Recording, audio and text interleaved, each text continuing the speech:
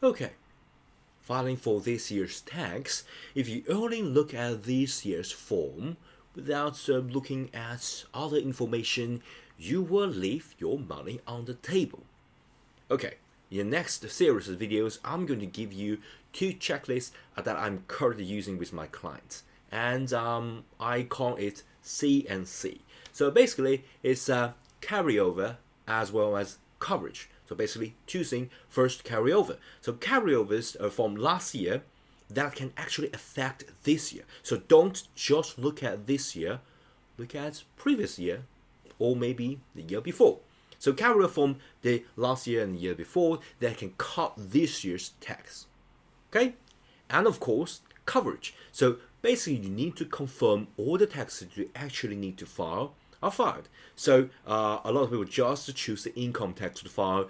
They are not cover everything, and they may result in series of fine. Okay?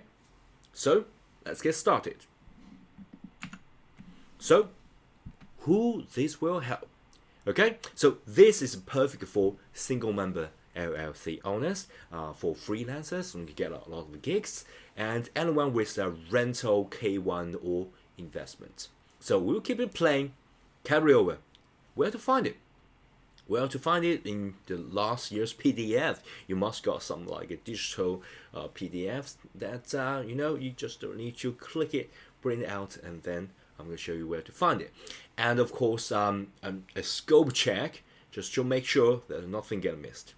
Okay, so prior year's item that change this year. So you basically need to think of last year's return as your save file.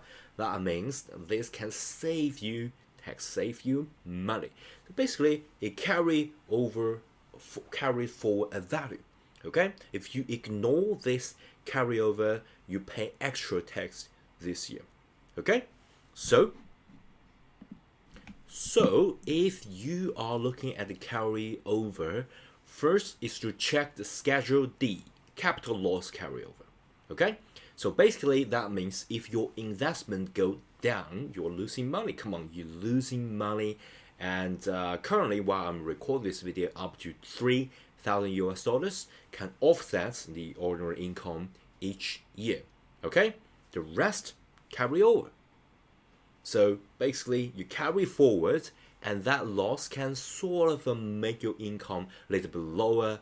And then basically they want to like smooth things in all this accounting kind of jargon. They just want to smooth things so you don't need to pay, or you don't need to get a lot of income at a like really lump sum. Okay, they want everything to be smooth. They don't want you to pay a huge sum of tax, or they don't want to pay no tax at all and then pay a huge sum of tax. They want to smooth everything. Okay. So if you got a huge loss, that can carry over, can carry forward and offset the ordinary income. Okay, that's there at the Schedule D, so that you can check it out. And of course, there is a passive activity loss. So that's Form 8582, Schedule E.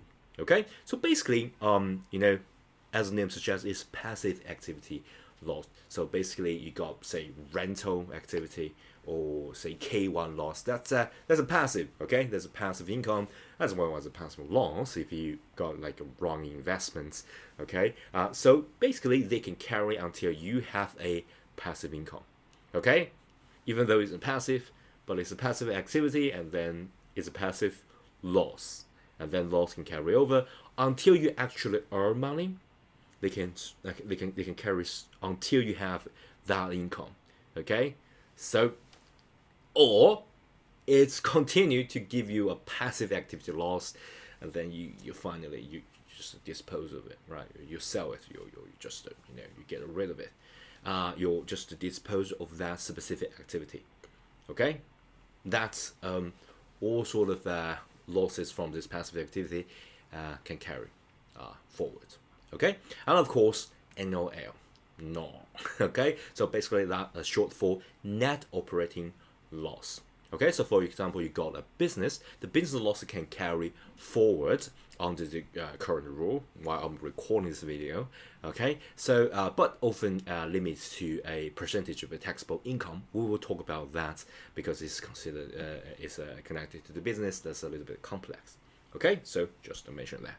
And what about charitable contribution carryover? That's you sort of if you just new to this, you might think, oh, that's the reason why a lot of people go to charity, because the charitable contribution can get carryover. So if AGI limits blocks you, say last year, right, you got some unused gift, you can typically carry forwards.